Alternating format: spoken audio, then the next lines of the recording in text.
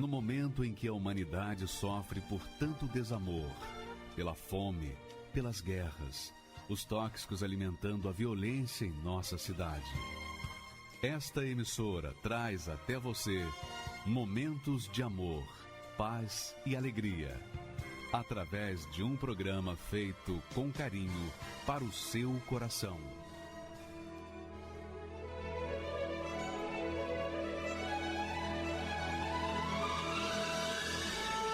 E agora, com você, a Palavra Amiga do Bispo Macedo.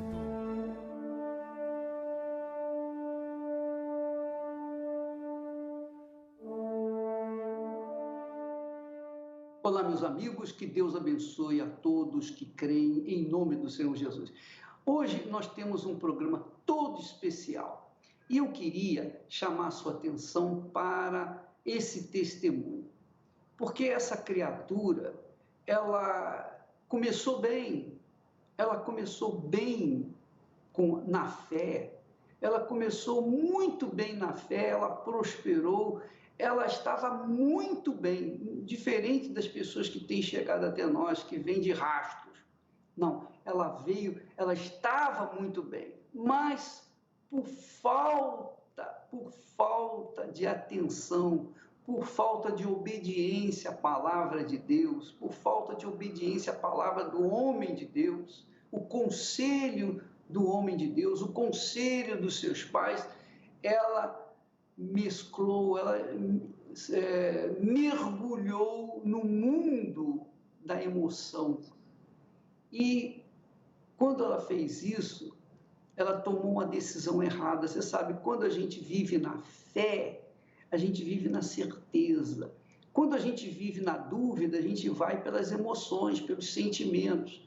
A gente vai no tino do coração. E ela fez exatamente isso. Ela saiu do mundo da fé e entrou no mundo da emoção, dos sentimentos. E aí, a vida dela, você vai ver, você vai chegar a essa conclusão. Vamos assisti-lo em nome do Senhor Jesus. Alexandra, você se afastou da presença de Deus depois de ter sido obreira na igreja. Sim, senhor. Quanto tempo você foi da igreja, desculpe, antes de se afastar? 11 anos. 11 anos. Então, de que idade até que idade? Dos 9 anos, né, até os 26 anos. Então foi mais, foram uns 15, 16 anos. 16 anos, é. E, quer dizer, nesse período, então, você cresceu na igreja, se tornou obreira e depois se afastou. Sim. Por que você saiu da igreja? Por uma desilusão amorosa e por uma escolha errada, né, bispo? Porque nesse período que eu estava dentro da igreja, eu estava envolvida com as coisas de Deus, num todo, né? Então eu cresci participando da escolinha, aos 13 anos eu me batizei, né? E fui vivendo a fé. Uhum. E eu vim para a igreja, nós viemos para a igreja por um motivo de doença. Meu pai vivia muito doente, ele era epilético, então ele dava ataque a qualquer hora, em qualquer lugar. Então foi justamente esse motivo que levou a minha mãe escolher os 6 filhos e levar para a igreja. Uhum. E ali começou, aos 13 anos, eu comecei a me envolver com as coisas de Deus, ao grupo jovem. Depois eu fui levantada a obreira aos 15 anos. E ali eu comecei a ser uma obreira dedicada, né? Tudo que precisava, eu estava sempre posta, sempre à disposição. Não havia o Espírito Santo. Por que que eu cheguei a essa certeza? Não é essa a conclusão. Uhum. Porque eu não iria sofrer tudo o que eu sofri. Comecei a deixar de ler a Bíblia, comecei a deixar de jejuar, a de evangelizar. E eu tinha uma amiga muito, né? Toda obreira tem uma amiga ali que está ali, vamos para a reunião junto, aquela coisa toda. E essa obreira ia casar. Eu lembro que eu ajudei a preparar todo o casamento dela. E aí ali arrumando ela falava assim, poxa, amiga, você vai ficar para titia, eu tô indo embora. Que palavrinha. Né? Aquilo, eu senti gelo, mediante a tudo que a gente tinha vivido. Nesse decorrer, a família foi restaurada, o meu pai foi curado, a família estava toda dentro da igreja, irmãs, enfim, fazendo a obra, mas aquela palavra me gelou. E começou a entrar uma inquietação. Eu parecia um radar dentro da igreja, que eu ficava procurando quem é que ia ser meu marido, né? E aí houve uma transferência, fui para uma igreja. E ali eu conheci, aos 21 para 22 anos, o pai da Vitória, que também era obreiro, né? E eu me compadeci, porque ele dormia no chão, né? Ele morava na igreja, ele não tinha comida. Era aquela coisa assim, não, eu vou pegar para criar. E eu falei, não, é esse que vai ser o meu marido. Eu pensava o seguinte, eu vou cuidar dele, né?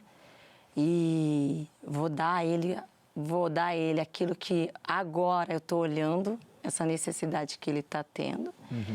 E depois eu vou ver quem ele é. Nossa, quando eu vi ele todo arrumado, que eu fui no shopping, eu escolhi, eu acho que ele falou, meu Deus, eu tirei a sorte grande, não é? E aí no dia seguinte ele estava bem arrumado, aquela coisa.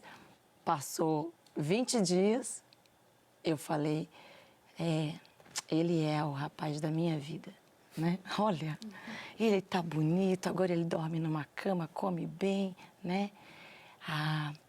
E a coragem para chegar no pastor e falar que agora é que eu quero casar com ele, não é? A ansiedade parecia que ia explodir dentro de mim.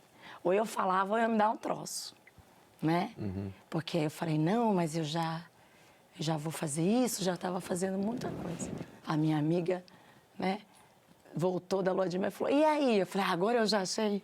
Eu falei para ela, e agora eu não vou ficar mais para titia. E aí o pastor chegou e falou assim, meus pais estando na igreja, eu preciso conversar seriamente com os teus pais.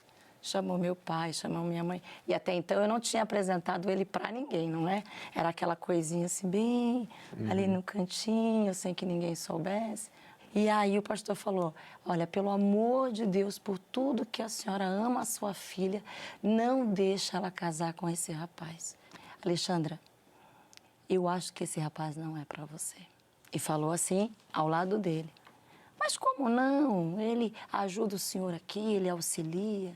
Eu sou de Deus, não é? Já estou com meus 21 anos, preciso casar, não é? E eu gostaria que o senhor autorizasse. Aí ele falou assim, espera mais um mês que eu vou ver como é que vai ser se desenrolar. Mas ainda não namore. Que nada. Eu comecei a namorar com ele. Deu 3 meses, eu falei, e aí, pastor, eu posso casar com ele? Detalhe, bispo, eu já tinha comprado tudo. E aí o pastor pediu para eu falar com o regional. Aí o pastor regional falou assim, olha, minha filha, eu vou ser muito sincera com você, tá por tua conta e risco. Porque você não vai ouvir mesmo.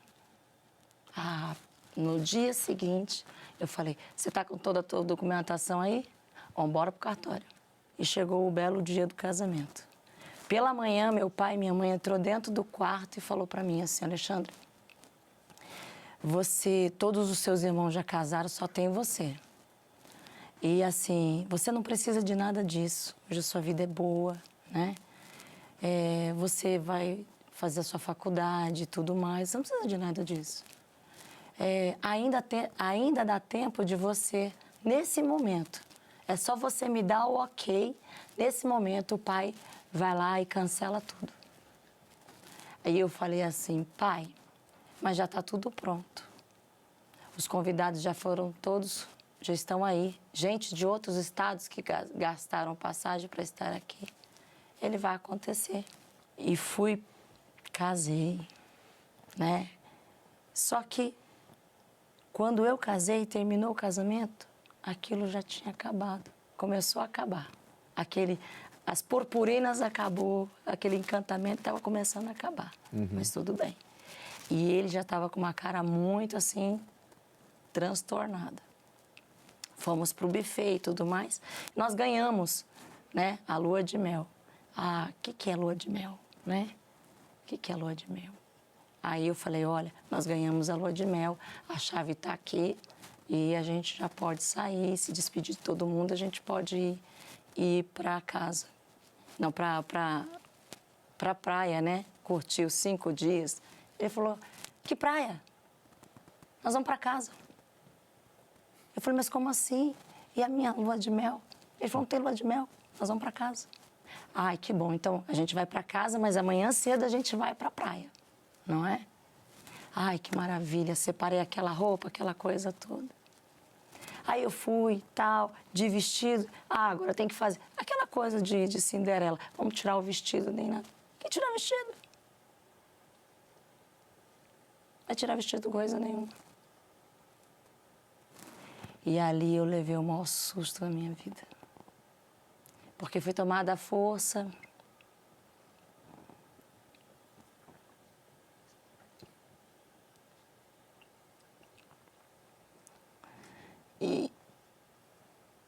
E a violência que foi tratada naquele dia foi algo muito, muito, muito forte. Eu me emociono porque eu vejo que hoje muitas mulheres estão sofrendo isso. E aquela violência começou. E aquela violência só foi acabar de manhã com a minha cara toda deformada. Fora a violência sexual que eu sofri, eu levei muitos socos na cara. Só que você apanhar do jeito que eu apanhei e a face não vir, porque o lado esquerdo ficou deformado, só que o rosto foi... o lado direito entortou tudo. Uhum. E a face e o cabelo começou... É como se você tivesse pegado o cabelo e o cabelo... Você fazia assim e o cabelo não ficava parado. Uhum. Então, o couro cabeludo desprendeu e a face teve esse derrame. E aí passou um dia, passou 2 dias, os 5 dias que era para estar dentro de uma praia, curtindo o casamento, foi os 5 dias de várias torturas. Ele se mostrou quem de fato ele era. Uhum. Ele era. Ou seja, aquilo que o pastor conversou em particular com os meus pais se cumpriu naquela noite, né? E o orgulho e a imaturidade, eu posso dizer com toda a certeza, a infantilidade. Uhum. E por que não dizer de uma maneira explícita que naquele momento eu não usei da inteligência, não. Eu fui burra o suficiente para passar tudo aquilo. Uhum. Então, todo mundo desesperado. Como é que a Alexandra não aparece, ligava, não dava sinal de vida? Alguma coisa aconteceu. Passados 4 meses, eu fiquei grávida da Vitória. Aí eu falei, eu conto ou não conto, né? Uhum. E nesses 4 meses, para deixar muito claro, os 4 meses eu apanhando todos os dias. Todos os dias. E detalhe, eu ainda não tinha saído da obra, eu estava ainda como obreira. Uhum. Então, eu apanhei 4 meses consecutivamente. Então, se eu deixasse o copo fora do lugar e ele não gostava, eu apanhava. Se eu fazia algum gesto que ele não gostava, eu apanhava. Por eu ganhar mais do que ele e ele não ter aquela provisão de me sustentar, eu apanhava. Então, tinha motivos fúteis, banais, eu apanhava. E quando eu fui contar para ele que eu tinha engravidado da Vitória, aí ele falou, agora eu vou te matar. Você vai tirar essa criança ou eu vou te matar. E aí, passado a quarentena, né, da Vitória nascer, eu já estava grávida do Vitor. Aí eu falei, agora que eu morro de vez, né? Uhum. E aí foi vindo um filho, foi vindo outro filho. Quando eu tomei coragem, eu falei, eu vou morrer na mão desse homem. eu vou morrer na mão desse homem e eu preciso chegar no pastor e falar. Então eu cheguei lá, dobrei o uniforme, coloquei numa sacola e falei, pastor, eu não tenho condição nenhuma de ser obreira, eu não tenho condição nenhuma de botar a mão na cabeça de ninguém e eu não tenho condição nenhuma de seguir em diante. Então, a partir de agora, eu vou cuidar da minha vida e peço ao Senhor autorização para eu poder me separar. Quando a igreja, uma coisa bem clara, a igreja ela está aberta para atender a todos e para ajudar a todos. Ela não consegue ajudar se ela não fica ciente do que está se passando com você. Uhum. Então, muitos acabam se escondendo, achando que são o super-herói, a super-mulher, que vai conseguir resolver aquilo. Uhum. Então, eu peguei e pedi autorização para me separar. E veio a separação, e aí eu fiquei sozinha. Só que eu pensei assim, isso daqui vai passar. Ele vai se consertar com essa separação, ele vai ser um outro homem, e não foi assim. A quarta-feira de cinzas, todo ano é marcada pelo luto, pela depressão, prantos e uma vida angustiada. Para alguns, é devido à ressaca do carnaval, mas para muitos é uma constante realidade. Para quem vive nessa situação, veja o que o texto sagrado diz. E a pôr sobre os que em Sião estão de luto uma coroa em vez de cinzas, óleo de alegria em vez de pranto, veste de louvor em vez de espírito angustiado, a fim de que se chamem carvalhos de justiça, plantados pelo Senhor para a sua glória. Se é isso que você deseja, quer fazer da quarta-feira de cinzas um dia diferente de paz e especial, esteja conosco nesta quarta-feira, no último dia do jejum do Espírito Santo. Venha receber o bem mais precioso, a alegria do Espírito de Deus. Às 10 horas, 15 horas e 20 horas, no Templo de Salomão ou em uma Universal. Então, bispo, eu tinha dito anteriormente que eu havia me separado, né? Fiquei 6 meses separado. E por conta da afeição que ele tinha com a Vitória e os meninos, mais com a Vitória do que com os meninos, eu o aceitei de volta. Pensando que, assim, aquele período de 6 meses ele iria tomar alguma atitude, iria mudar. Continuei trabalhando, enfim, só que um belo dia...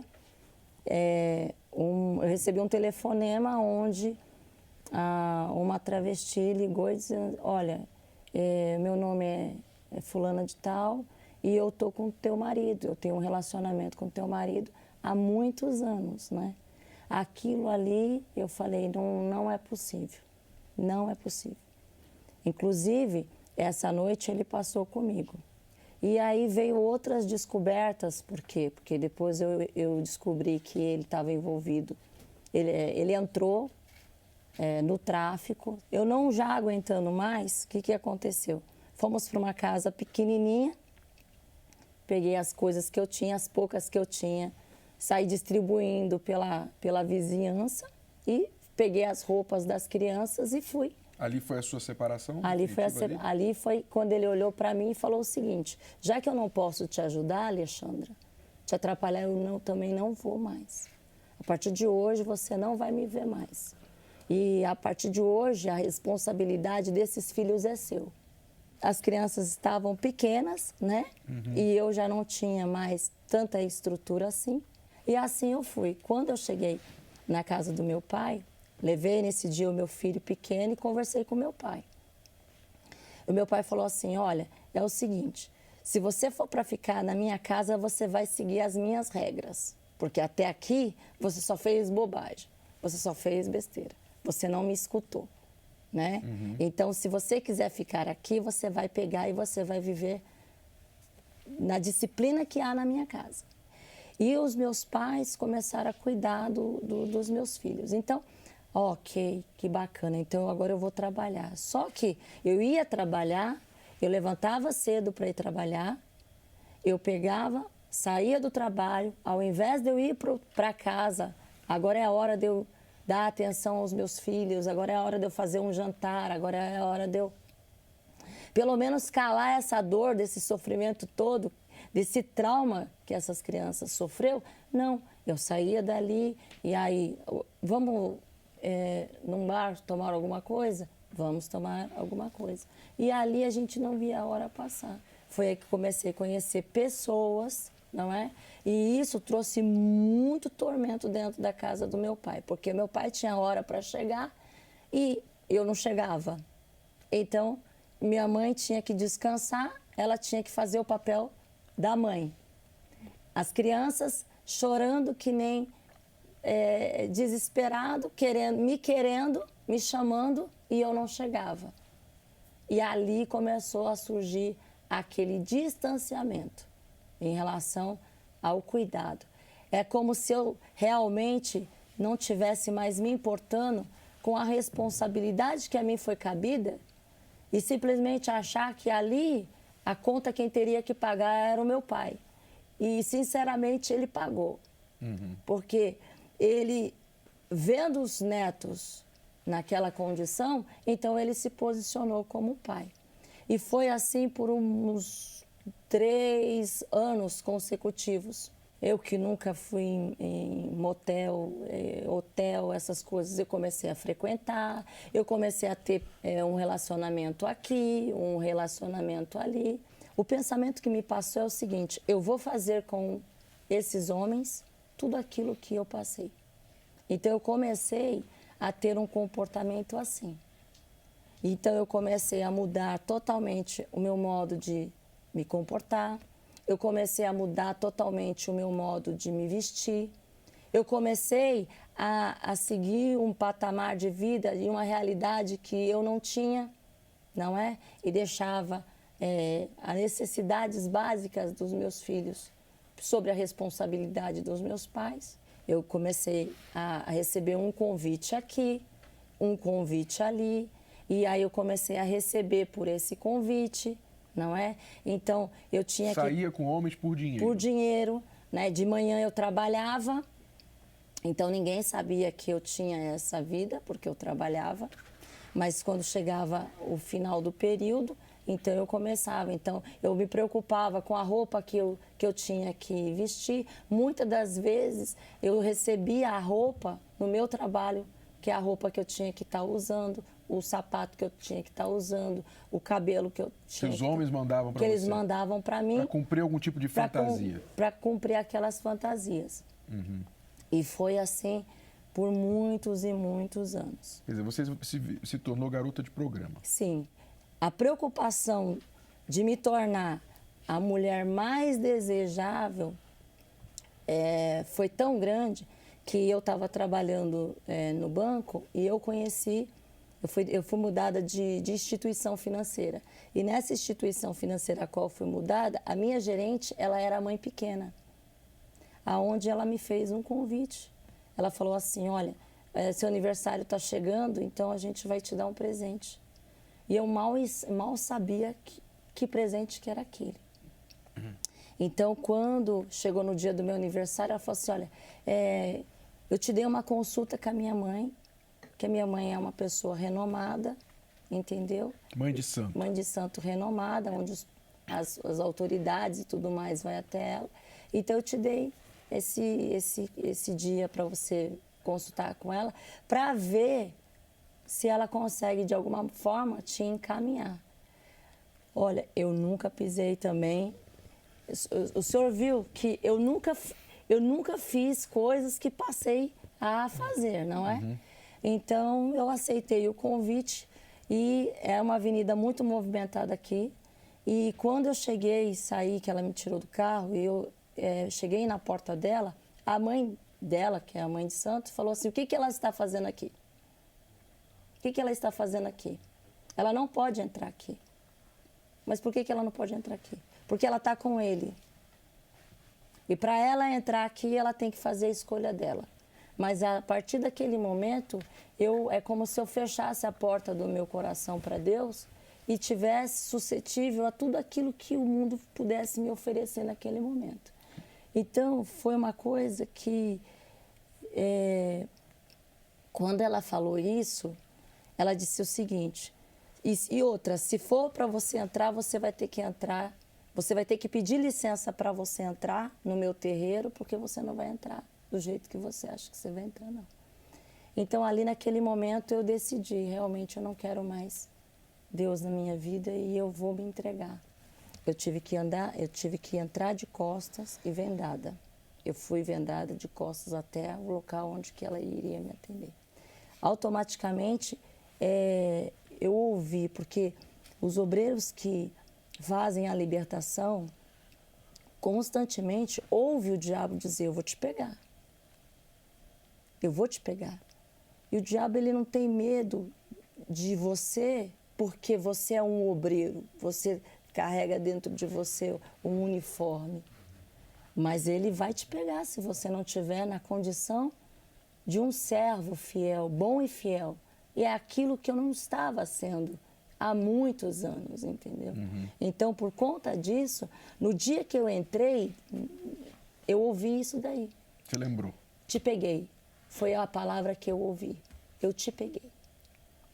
E ali eu passei por aquela consulta e ela falou, olha, se você quiser que a sua família agora vai bem, então você vai ter que fazer isso, isso, isso. E ela disse coisas que iriam acontecer com a minha família e que, de fato, eu coloquei aquilo dentro do meu coração e passou a acontecer. Ela disse que meu pai iria ter um problema de saúde que quase veio a falecer. Ele teve. Ela disse que meu filho, o Vitor, quase ia morrer, quase que ele morreu na mão de uma babá.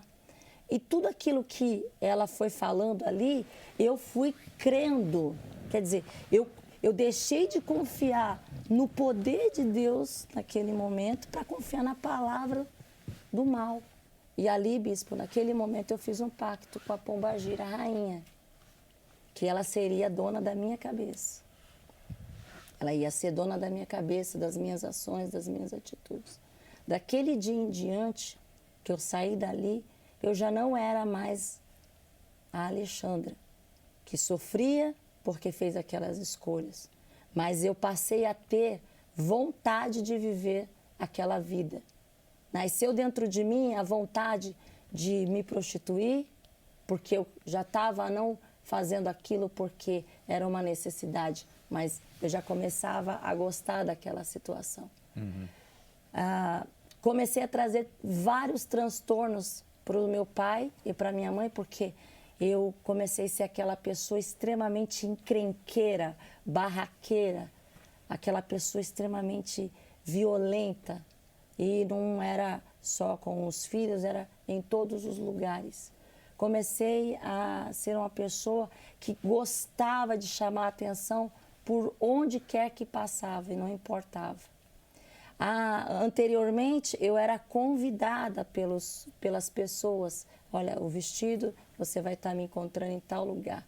Nesse momento, eu passei a procurar. E eu não estava sabendo que o meu pai e a minha mãe abriu um processo contra mim para tomar a guarda dos meus filhos.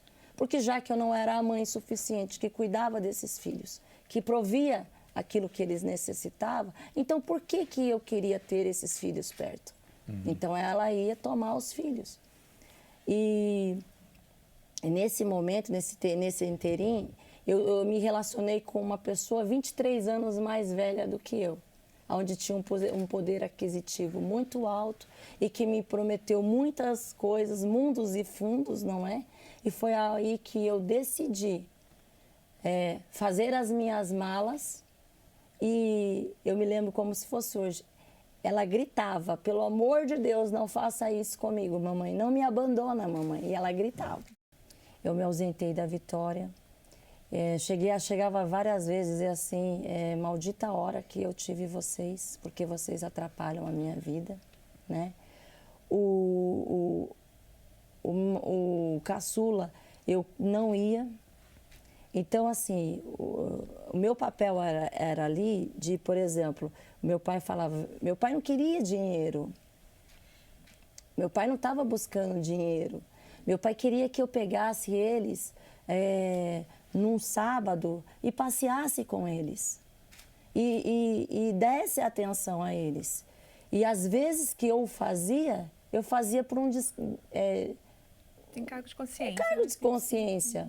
Não porque aquele amor mais brotava dentro de mim. Depois de tudo isso, e ainda mais que nós vamos falar, a humilhação, a vergonha, né, chegou até a minha porta. Porque eu precisei chegar ao luxo para entender como que a minha vida estava numa ilusão. É como se eu estivesse numa bolha, né? E ao lixo para reconhecer.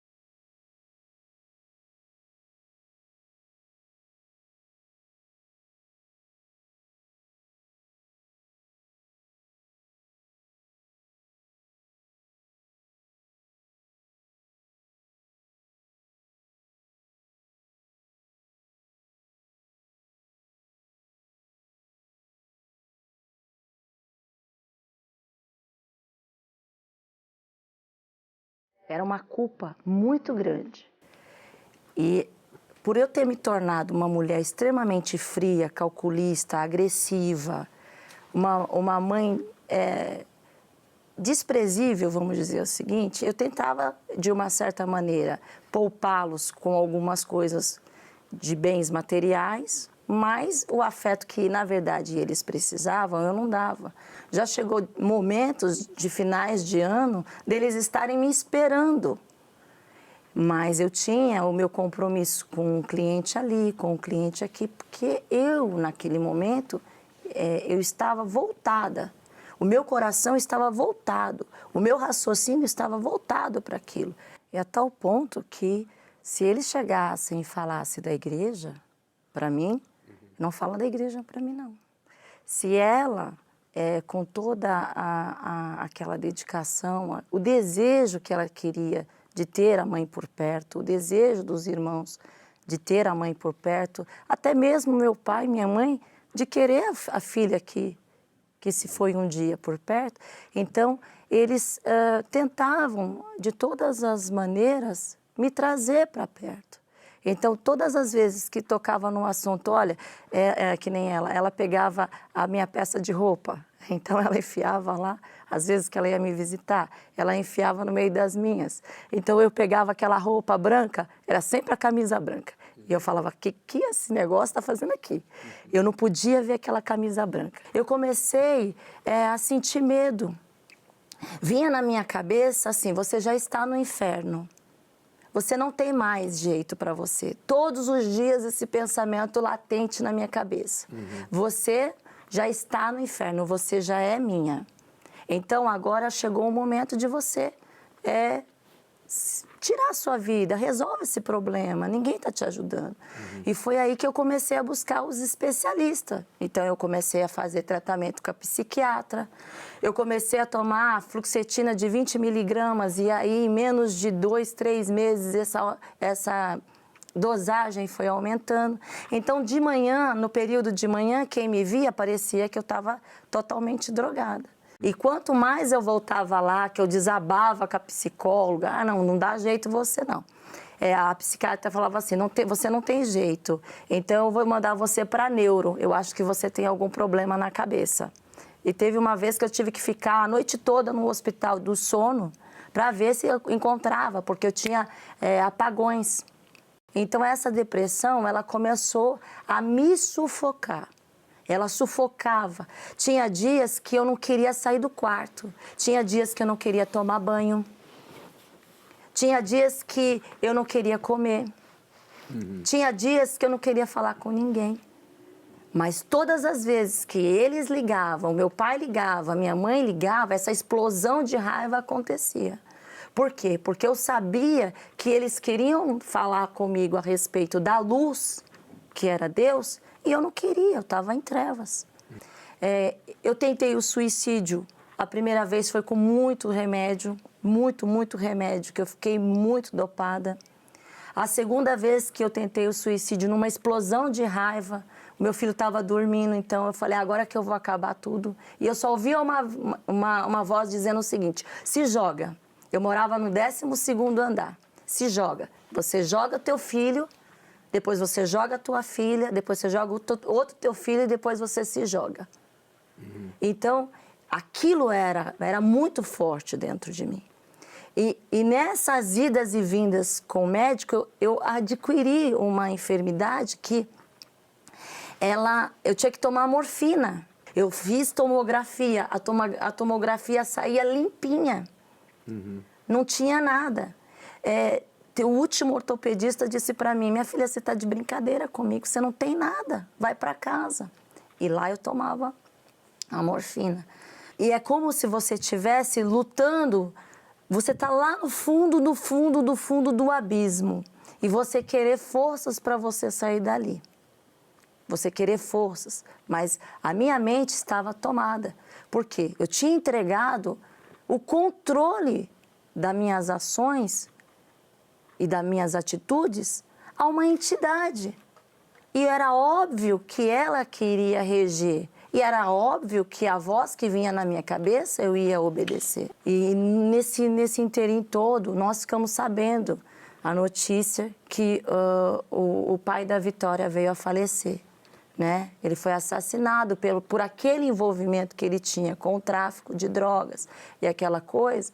Isso só para atormentar mais a minha cabeça. E o ponto ápice dessa situação foi quando eu soube que o meu pai deu entrada na guarda das crianças. Eu entrei que nem ladrão na casa do meu pai.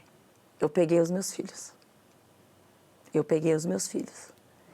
Então ali, em vários flashes assim, de lucidez, aquilo começou a me incomodar. Ou seja, eu falava assim, eu falava comigo, aquela era a Vitória, né? Ela deve estar indo naquela igreja, botando aquele azeite, fazendo aquilo tudo. Isso daqui deve ser obra dela. Pois então, eu vou catar ela. E catei, bispo. Nesse dia, eu fui para cima da Vitória como um homem vai para cima de um outro homem. E eu falei para ela, você não vai mais se meter mais na minha vida. E quando eu me dei por mim, eu estava com o meu pé bem no pescoço da Vitória. E depois que eu fiz isso, eu não conseguia mais nem olhar para ela. Não conseguia. E nesse dia, para aliviar aquela minha dor, né, eu marquei com todo mundo, nós vamos sair. nós vamos sair, eu preciso sair. Eu anulava todo tipo de sentimento, então eu tinha dentro de mim a crueldade, a ruindade, o desamor, o desapego. Então, eu tinha que naquela noite extravasar. E foi assim que eu fui extravasar. Peguei aquela turma, eu me lembro que eu saí só com um sobretudo e mais nada, só um sobretudo. Eu disse, hoje eu vou me acabar, nem que eu tenha que morrer. Aí eu fui para essa casa de swing.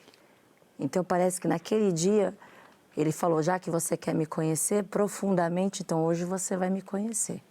O diabo falou assim, já que você quer me conhecer, então você vai ver onde que realmente eu habito. No meio do caminho, a gente vai para a casa de swing. E ali eu cheguei e eu fui conhecer todas as dependências. E o lugar aonde a gente ia se acabar ali era regado de muita droga, de muita bebida. Então eu falei, é aqui que eu vou me acabar. Lá por volta de mais ou menos 1h da manhã, a casa já estava cheia. Totalmente cheia. E ali começou. É como se você fosse uma roleta russa. Então você tinha... E não adianta você chegar e falar, eu vou lá fora. Não podia ir lá fora. Você pagou caro por aquilo e você tinha que ir até o final. Então, começou ali. E foi um determinante grupo e nós éramos os próximos. E quando eu adentrei naquele quarto, é um quarto muito grande, com uma cama muito grande, tinha muitos casais ali. E tinha muitas drogas ali.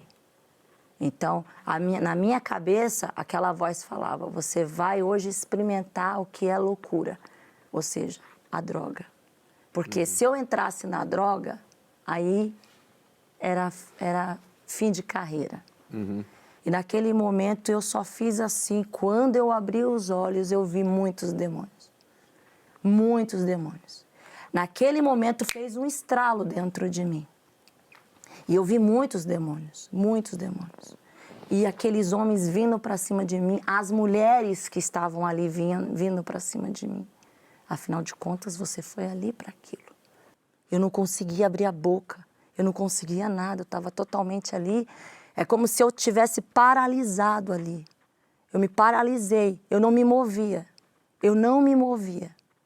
E ali por dentro foi a primeira vez, depois de tantos anos, que eu pedi ajuda para Deus. E eu falei para Deus, Deus, se você existe, eu quero, por favor, que você me tire daqui. Você não precisa fazer nada para mim. Eu dentro de mim. Mas eu quero que você me tire daqui. E quanto mais eu olhava para os cantos, eu via os demônios. Eu via nitidamente, como eu estou vendo o Senhor aqui agora. E do nada a gente sabe que foi Deus que atendeu meu pedido naquele momento. Ninguém queria ficar ali, Nós tivemos que pagar aquilo, uma quantidade um pouco mais alta do que a gente já tinha pago, já era caro, para poder sair dali. E ali a gente saiu. Quando eu saí dali, eu queria ver a Vitória. Eu queria ver a Vitória. Eu queria pedir perdão por aquilo que eu tinha feito com ela de manhã. E eu queria chegar em casa. Queria de qualquer jeito chegar em casa. Então eu só lembro que o pessoal me deixou. O porteiro abriu a porta, eu peguei o elevador eu queria entrar em casa. E aí eu bati, eu esmurrei aquela porta. Eu gritava. No andar que eu tinha, era 3 apartamentos por andar. Então eu gritava, Vitor, Vitória, abre, a mamãe já chegou. Por favor, abre, pelo amor de Deus, abre, eu tô aqui. Abre. E acordava vizinho, eu acordei vizinho. Naquele dia, o desespero foi tão grande que eu acordei todo o prédio. O síndico chegou e falou, a senhora está perturbando. Então eu falei, tá bom, eu vou ficar quieta. E eu fui para a rua. E eu andei aquele restante de madrugada toda. Eles não abriram a porta. E eles não abriram a porta. E eu voltei para casa. Meu pai mora 2 ruas abaixo da minha residência. Eu não fui no meu pai. Eu não fui lá. Eu precisava me tratar com a Vitória. Lá, para as 11h30 da manhã, eu bati de novo. E a Vitória abriu. Ela falou, o que você quer aqui? A partir de hoje você não vai entrar mais aqui. E eu falava, por favor, Vitória, deixa a mamãe entrar. Olha a condição que a mamãe está. Não, você não vai entrar aqui. A gente já não te aguenta mais. A gente tem nojo de você. A gente não vai abrir a porta. Ele foi lá e fechou a porta. Então, aquela dor que eu estava sentindo na alma era muito grande. Mas aquela dor que eu estava sentindo por conta daquela enfermidade, parecia que nesse dia ela ia explodir. Então eu falei, então eu vou no hospital. Eu vou no hospital e depois eu volto para casa. E cheguei no hospital, tomei a morfina que eu tinha que tomar. E aí eu falei para Deus ali naquela, que eu sentei no corredor do hospital. Então eu sentei ali e falei, meu Deus, me dá forças. Minha vida está acabada. Me dá forças para chegar montada na Igreja Universal. E por incrível que pareça, do lado do hospital, tinha uma igreja muito pequena. Muito pequena. Então a dor que eu sentia era muito grande. E a irritação que eu tinha de estar vendo tudo aquilo era muito grande. Eu falei, Deus, me dá forças para chegar lá. Eu não conseguia andar. Não conseguia andar. Parece que as minhas pernas travou. Eu não conseguia dar um passo, mas eu precisava chegar naquela igreja. Então eu cheguei com muita dificuldade aquele dia. E o obreiro muito carinhoso chegou em mim e falou, o que eu posso ajudar? Eu não quero falar com você. Eu estava tão irritada, tão indignada, tão farta de tudo aquilo. E eu quero só chegar até o hotel. O pastor veio. Pois não, senhora, que eu posso. Eu também não quero falar com o senhor. O senhor me desculpa. Eu subi naquele altar sem pedir autorização. E ali eu falei para Deus, meu Deus, se você existe, eu quero que você me ajude. Porque a dor que eu estou trazendo dentro de mim é muito grande. Eu estou totalmente podre, eu sou podre tanto na carne como na alma. E eu preciso me acertar contigo, que se eu não me acertar contigo, daqui eu só quero sair para morrer. Foi isso. A oração demorou 3 minutos no máximo. Eu falei para Deus, ela é podre a minha vida, mas se ela te vale alguma coisa, tira essa dor da minha alma, tira a dor do meu coração, tira a dor do meu peito e faça com que a minha filha me aceite de volta. E se o Senhor fizer tudo isso a partir de hoje, eu assumo o compromisso de abandonar tudo, por mais difícil que seja. Eu assumo esse compromisso de te servir, de te seguir todos os dias da minha vida. Quando eu fiz isso, quando eu falei isso, aquela dor saiu. Eu parecia que eu estava flutuando. Eu senti algo que há muitos anos, aos 13 anos, de toda a desgraça da minha vida, eu não estava mais sentindo. Fazia muitos anos que eu não sentia aquilo. Então, eu desci e falei, pastor, eu quero me batizar. Sábado à noite, a igreja não vai fazer batismo. Já quase a igreja para fechar. E ele disse assim, dona Alexandra, a senhora vem amanhã. Eu falei, você não está entendendo, pastor. O senhor não está entendendo. Nem que seja num balde, o senhor vai me batizar. Porque eu prometi para Deus que se Ele tirasse essa tristeza, essa angústia de dentro de mim, eu ia me entregar para Ele. E ali eu fui. E eu fui com toda a violência. Ali, violência no sentido de entrega. Porque eu tive força, mais força, e toda a força para fazer aquilo que era errado. Eu usei toda a minha energia, depositei tudo aquilo que eu tinha como pessoa para fazer aquilo que o mal queria. Então, a minha entrega tinha que ser rápida. Eu não podia ali negociar com Deus naquele momento. Eu acho que eu vou me entregar, se você tirar essa dor aqui, eu vou pensar se eu vou voltar. Não, eu quis aquilo. E ali eu me batizei. Eu me batizei, eu fiquei toda molhada. Ele falou, não tem roupa, não tem nada. Não, eu quero me batizar, eu me batizei. E aquele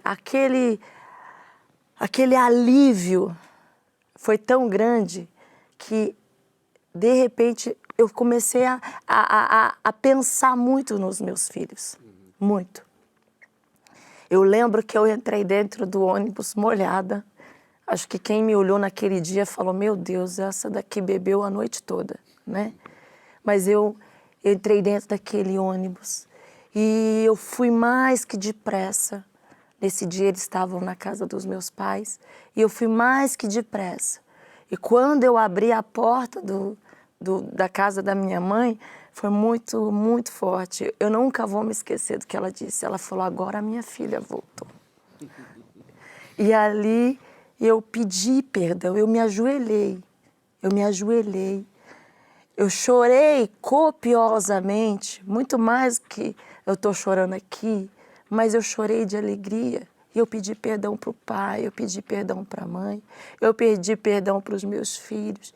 Ali eles me abraçaram de tal maneira que eu tive certeza que a escolha que eu fiz naquele momento foi das mais assertivas de toda a minha vida. Eu tive que vencer os meus pensamentos. Eu tive que vencer os apelos do mundo. A partir do momento que eu decidi, então eu decidi de verdade. Eu fui nas redes sociais, eu bloqueei todo mundo, eu limpei a rede social, eu me afastei das pessoas, eu cheguei em cada pessoa e disse, a partir de hoje eu não quero mais nada com vocês. Eu não quero mais envolvimento com esse ou com aquele, né? Eu me preparei de tal maneira que eu fiz um casamento com Deus.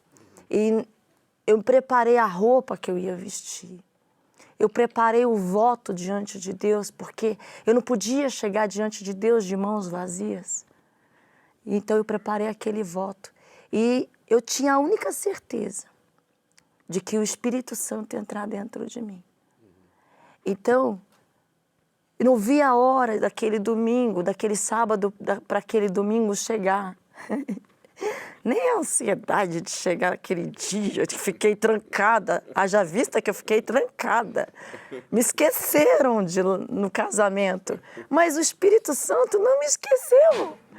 Então, eu cheguei na igreja e é como se eu tivesse sido recebida pelo Espírito Santo naquele dia. E quando o pastor disse o seguinte, hoje vai ser o dia do seu sepultamento para este mundo e você vai viver para Deus. E ali eu falei para Deus, eu, Alexandra Lavado, assumo o compromisso de te amar.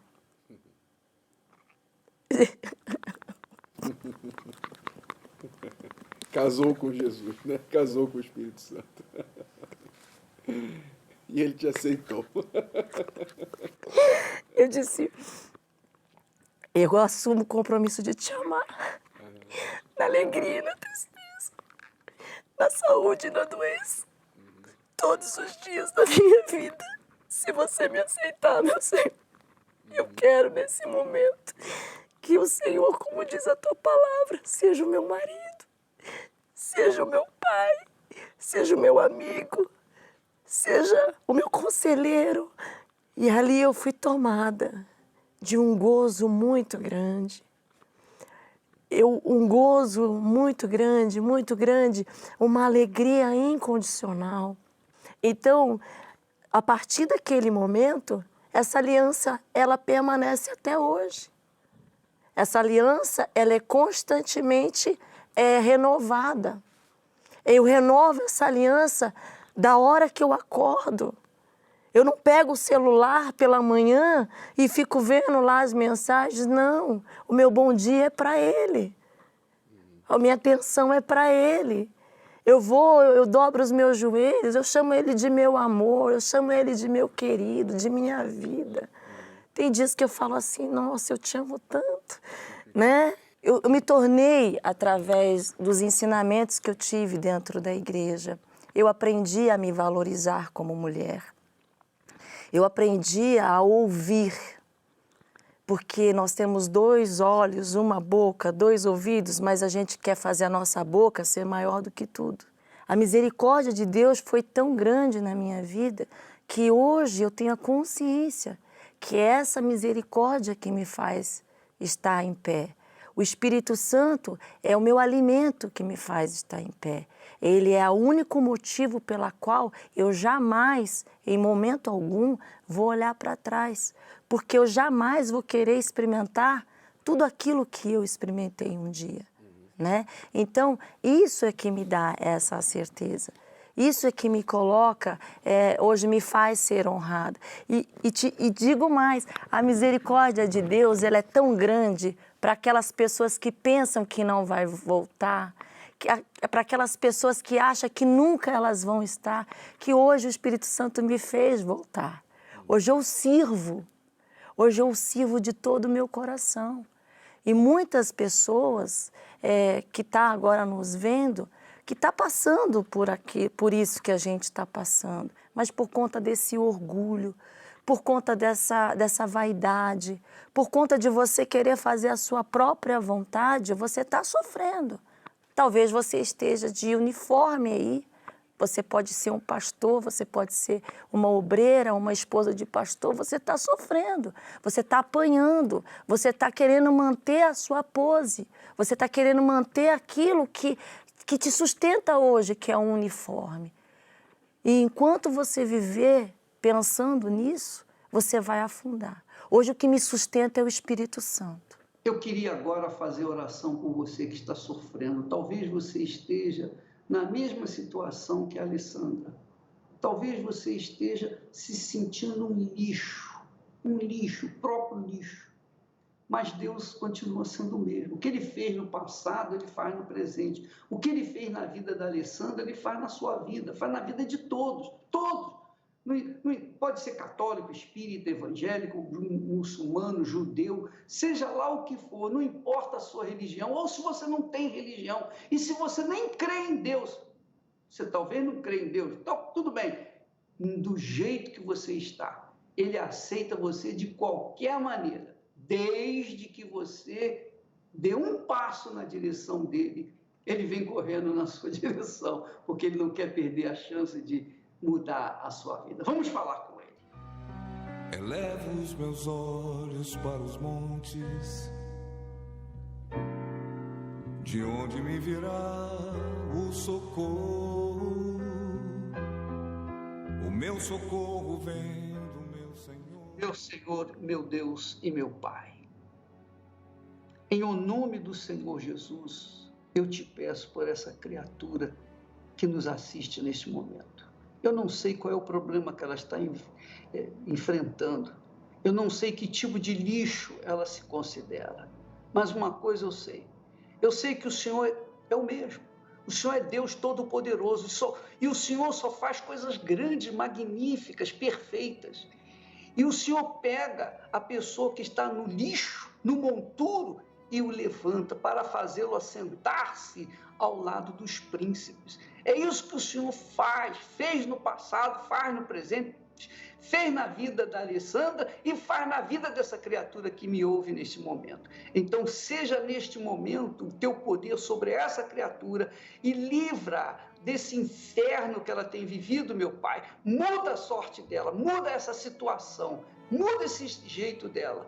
Faz com que a tua mão poderosa venha resgatá-la. Porque eu te peço, suplico em o nome e para a glória do Senhor Jesus Cristo.